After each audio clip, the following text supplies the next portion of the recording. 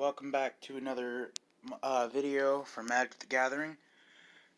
Today's video we're doing another commander deck.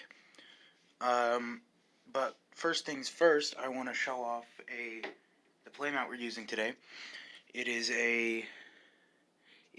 thanks to Kelly McGuire. I will put a link to his website down in the description. Thanks to him, I got one of these. It's real nice. It's the Meditation Realm, and then originally this was closed a little bit. As you can see, these two would go together, and then that would be Bolos's horns. Today we're doing a thing on a commander deck on Golos, Tireless Pilgrim. Give me 1 second. I forgot to grab the deck. So unprofessional. I know. Alright. We got Golos, Tireless Pilgrim. When Golos, he's a 5 drop. When he enters the battlefield, you may search your library for a land card, put that card on the battlefield tapped, then shuffle your library. You may pay 2 and Wooburg. Exile the top 3 cards of your library. You may play them this turn without paying the mana cost. He's really fun. I've gotten to play my entire deck with him. It's great. We're gonna start it out with. Sorry for being all wobbly. My table is on an unsupported thing. We're gonna start it out with the artifacts and colorless things. Starting it out with Elixir of Immortality. It's a 1-drop. Its ability is pay 2, tap it, you gain 5 life, shuffle it, and your graveyard into your library. It's good for if you can get, or if you accidentally get rid of cards you don't want to get rid of. It's just a good commander card. Next is Colossus Hammer. It's a 1-drop equipment. Equipped creature gets +10/+10 and loses flying. Equip cost is 8. This is just there to get yourself some extra power. Next is Blackblade Reforged. It's a 2-drop equipment. Equipped creature gets +1/+1 for each land you control. Equipped legendary creature is 3, and equipped normal creature is 7. It's in there for another combo, or it's in there for certain creature. It doesn't have to. You don't have to use it on that certain creature, but anyways. Moving on to Temple Bell. It's a 3-drop artifact. It taps. You can tap it. Each player draws a card. Just another good draw area. Next, I run Icon of Ancestry. It's a 3-drop artifact. As Icon of Ancestry enters the battlefield, choose a creature type. Creatures you control of the chosen type get +1/+1. You may pay 3, tap it, look at the top 3 cards of your library. You may reveal a creature card of the chosen type from among them. Put it in your hand. The rest go on the bottom of your library in a random order. The main creature type in this deck is goblins. It's taking Krinko and mixing it in with all 5 colors to add the capability of getting everything. Just make it better. This deck is what I have built so far. It can be very much changed, very much changed. Next is Umbral Mantle. It's a 3-drop equipment. This one's in Italian, but what it does is it says equipped creature has pay 3, untap equipped creature. Equipped creature gets +2/+2 till the end of turn, and the equip cost is 0. It's good for Krinko. Krinko taps, makes goblins, untap it. It's infinite. I'll explain later once I get to them. Next, I run Magebane Armor. 3-drop equipment. Equipped creature gets +2/+4 and loses flying. You prevent all non-combat damage that would be dealt to equipped creature, and the equip cost is 2.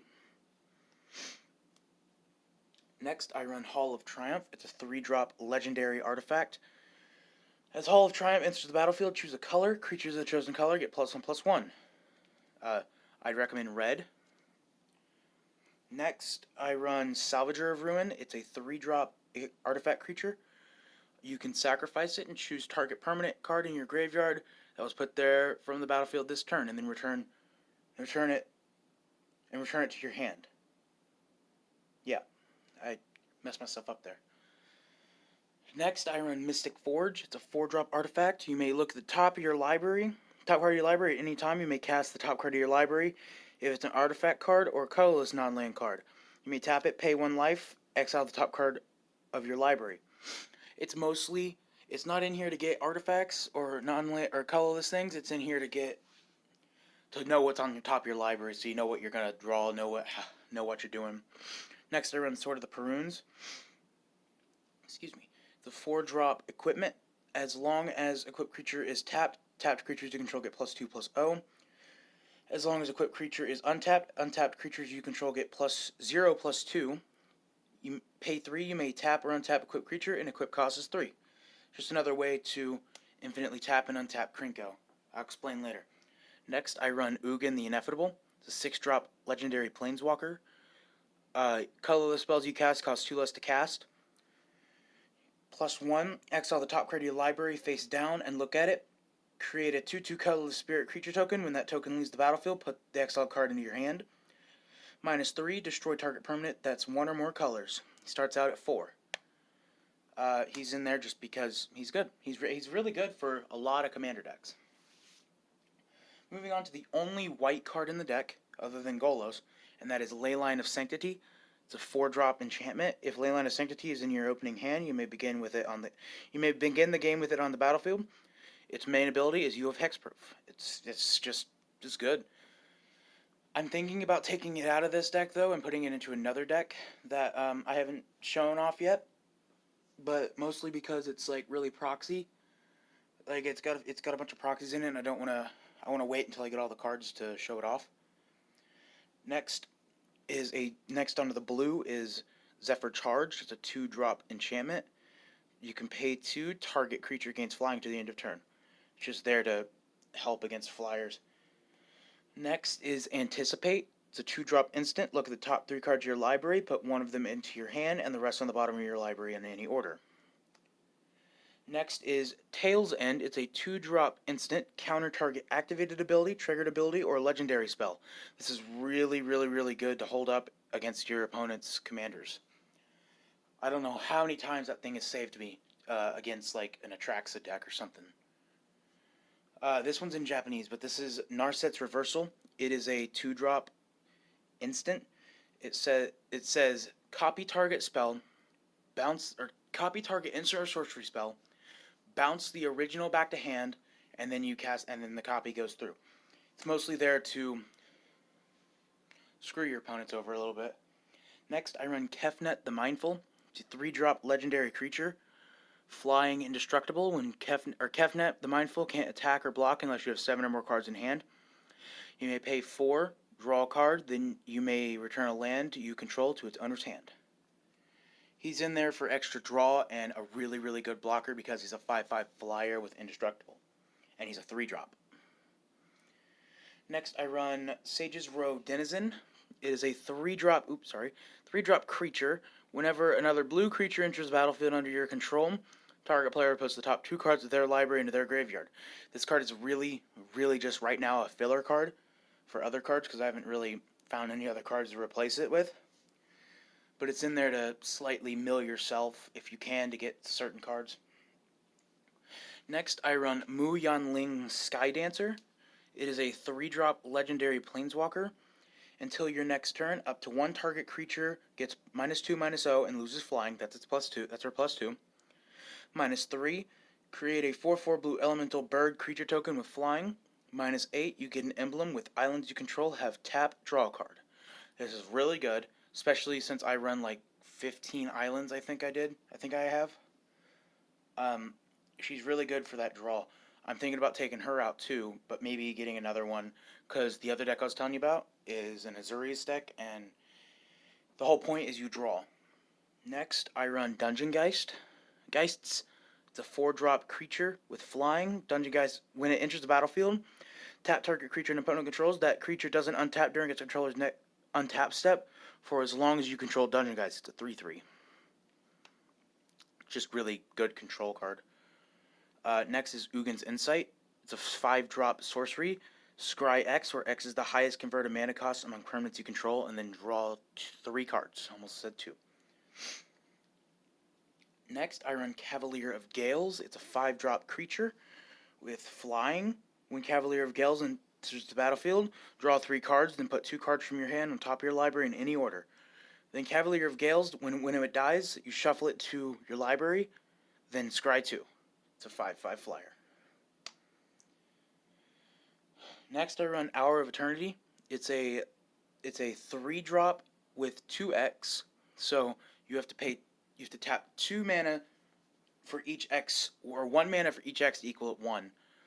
Exile X target creature cards from your graveyard. For each card exiled this way, create a token that's a copy of that card, except it's a 4/4 black zombie. It's really good to get your creatures back out, especially when they have effects, because it makes a copy of it that has the same effects. It's just a 4/4. Next, I run Commence the Endgame. It's a 6-drop instant, can't be countered. Draw 2 cards, then amass X, where X is the number of cards in your hand. Amass, I call it amass, but people say it's amass. You make a zombie army token. It's a 0/0 depending on the amass cost. It enters with that many +1/+1 counters. So if you amass 1, you make a 1/1 zombie army token. Every time you amass again, you make that single army token bigger and bigger and bigger and bigger and bigger and bigger and bigger as you go. Next, I run Guile. It is a 6-drop creature, 6/6. Guile can't be blocked by 3 or more creatures. I have a spell or ability you control would counter a spell. Instead, exile that spell, and you may play that card without paying its mana cost. When Guile is put into a graveyard from anywhere, shuffle it into its owner's library.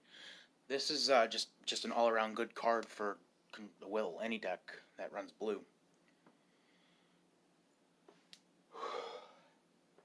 Next, I run Sphinx of Uthun. It is a 7-drop creature, 5/6. When it enters the battlefield, it has flying. When it enters the battlefield, reveal the top 5 cards of your library. An opponent separates those cards into 2 piles. Put 1 pile into your hand and the other into your graveyard. It's just another draw card. 1 second, guys. I gotta check something. Okay, guys, I'm back. I apologize. I thought I saw someone coming in my house. Next, I run Scholar of the Ages. It's a 7-drop 3/3. When Scholar of the Ages enters the battlefield, return up to 2 target instant sorcery cards from your graveyard to your hand. Just good to get your stuff back. Moving on to the only 2 black cards in the deck, I run Embodiment of Agonies. Flying, they're 3-drop 0/0 flying Death Touch. Embodiment of Agonies enters the battlefield with a +1/+1 counter on it. For each different mana cost among non-land cards in your graveyard, for example, 2 and black and 1 and 2 black are different mana costs. It's pretty decent. I run it just to get another creature with flying on the field. Next, I run Rotting Regisaur. It's a 3-drop 7/6. When it enters, or at the beginning of your upkeep, you discard a card. That's the only downside of it. Moving on to red, I run Shock. It's a 1-drop burn spell. Shock deals 2 damage to any target. It's just a good burn spell. Next, I run Skirk Prospector. It's a 1-drop goblin. Sacrifice a goblin, add 1 red mana. It's a 1/1. Next, I run Impact Tremors. It's a 2-drop enchantment. Whenever a creature enters the battlefield under your control, Impact Tremors deals 1 damage to each opponent. It's really good. Next is Red Sun Zenith. 1x, or Red X. Red Sun Zenith deals X damage to target creature or player. If a creature dealt damage this way would be put into a graveyard this turn, exile it instead. Shuffle Red Sun Zenith into its owner's library. Good mass burn spell, like Fireball. Same cost. Fireball deals X damage to divided evenly, rounded down among any permanents target creatures. Among any number of target creatures and/or players. Fireball costs 1 more to cast for each target beyond the first. It's really, really good. Next, I run Dark Dweller Oracle. It's a 2-drop creature, 2/2. Pay 1, sack a creature. Exile the top card of your library. You may play that card this turn. Next, I run Goblin Engineer. When Goblin Engineer enters the battlefield, you may search your library for an artifact card, put it into your graveyard, then shuffle your library. Pay 1, tap it, sacrifice an artifact, return target artifact card with mana cost 3 or less from your graveyard to the battlefield. It's in there to get Umbral Mantle for Krinko. Next I run Goblin Matron. It's a 3-drop 1/1 creature goblin. When Goblin Matron enters the battlefield, you may search your library for a goblin card, reveal that card, put it in your hand, then shuffle your library. It's good to go grab your combo pieces. This one is in Japanese as well. It is Finale of Promise. 2x sorcery. You return target instant or sorcery card from your graveyard with converted mana cost X or less, I believe. And if it's X or if X is 10 or more, you return 2 instead, or copy or something like that. Yeah, it's copy. Next, I run Goblin Matron, or not Goblin Matron, Goblin Sharpshooter, 3-drop 1/1. During Goblin Sharpshooter does not untap during your untap step. Whenever a creature is put into a graveyard from play, untap Goblin Sharpshooter. Tap Goblin Sharpshooter, deal 1 damage to target creature play. This is good to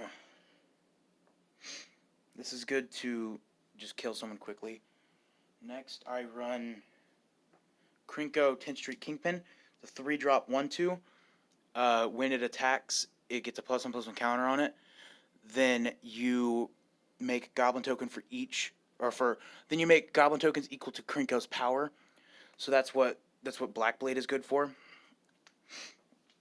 Next, I run Gutter Snipe, 3-drop 2/2. Whenever you cast an instant sorcery spell, Gutter Snipe deals 2 damage to each opponent. Another good card to deal a lot of damage.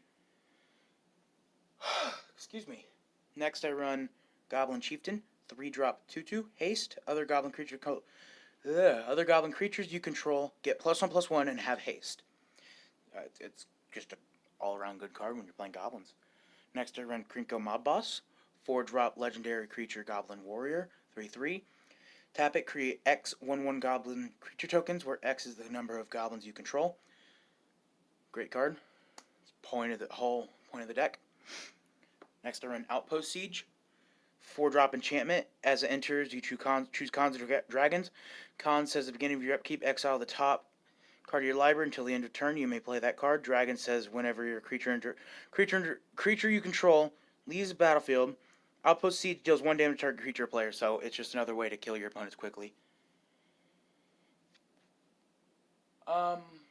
Next, I run Erratic Cyclops. It's a 4-drop creature 0/8 trample. Whenever you cast an instant sorcery spell, Erratic Cyclops gets +X/+0 until the end of turn, where X is the spell's converted mana cost. It's great. That's another great card. Next, I run Chandra Pyromaster, but I'll tell you at the end of the video what it does because it's in Japanese, and I'm not too sure what this one does. I know what it did when I put it in, but I forgot. Next, I run Burn at the Stake. It is a 5-drop sorcery. As initial cost to cast it, you tap any number of untapped creatures you control. Burn at the Stake deals damage to target creature or player equal to 3 times the number of creatures tapped this way. So it's a really good kill spell. Or it's a really good murder spell. Just like kill your opponent quickly. Next, I run Chandra Pyrogenius. 6-drop Planeswalker. +2, Chandra Pyrogenius deals 2 damage to each opponent. -3, Chandra Pyrogenius deals 4 damage to target creature. -10, Chandra Pyrogenius deals 6 damage to target player and each creature he or she controls. Good board wipe. One of your opponents. Next, I run Drakuseth, Ma of Flames. It is an 7-drop, 7/7, flying. When it attacks, it deals 4 damage to any target and 3 damage to each of up to 2 other targets. It's just good dragon. Next, I run Warp World. It's an 8-drop sorcery. Each player shuffles all permanents he or she owns into his or her library, then reveals that many cards from the top of his or her library. Each player puts all artifact, creature, and land cards revealed this way into play, then puts all enchantment cards revealed this way into play, then puts all cards revealed this way that weren't put into play on the bottom of his or her library in any order. It's just a fun, all-around, nice card. Next, we're moving on to green. I thought I had more than this. I only have 4. Next, I run Elvish Reclaimer. It's a 1-drop creature, 1/2. Elvish Reclaimer gets +2/+2 as long as there are 3 or more land cards in your graveyard. Oh, sorry about that. My phone's dying, apparently. Pay 2, tap it, sack a land, search your library for a land card, put that card in battlefield, tap, and shuffle your library. It's another good card to get lands out quickly. Another card I run is Zhang Yangu. This one is a Japanese alternate art, but I know exactly what this one does.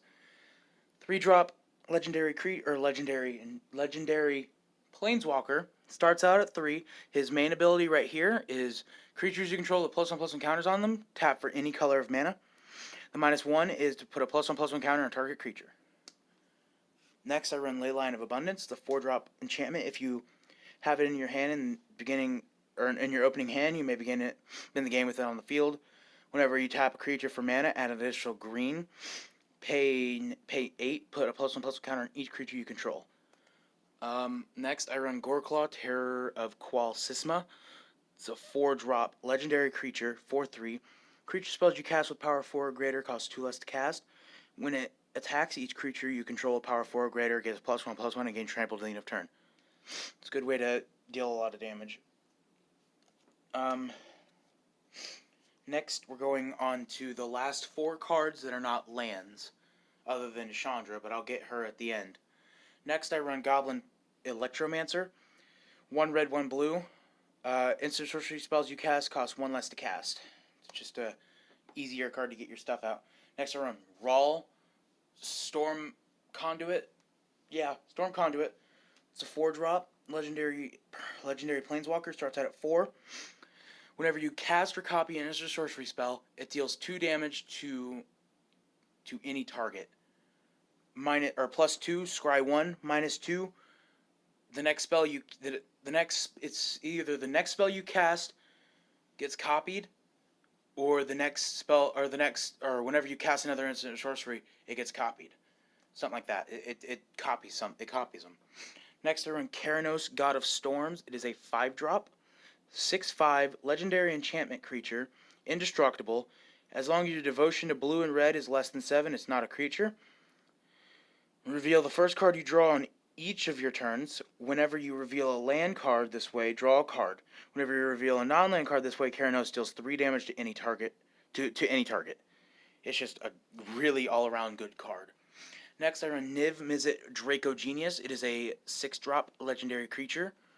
He is a flyer. He's a 5/5 flyer. When he deals damage to a player, you may draw a card. Pay 2. Niv Mizzet Draco Genius deals 1 damage to any target. He's just a good card.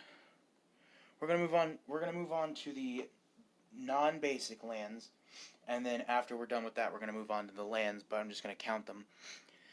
I play Thornwood Falls. It's the Simic life gain land.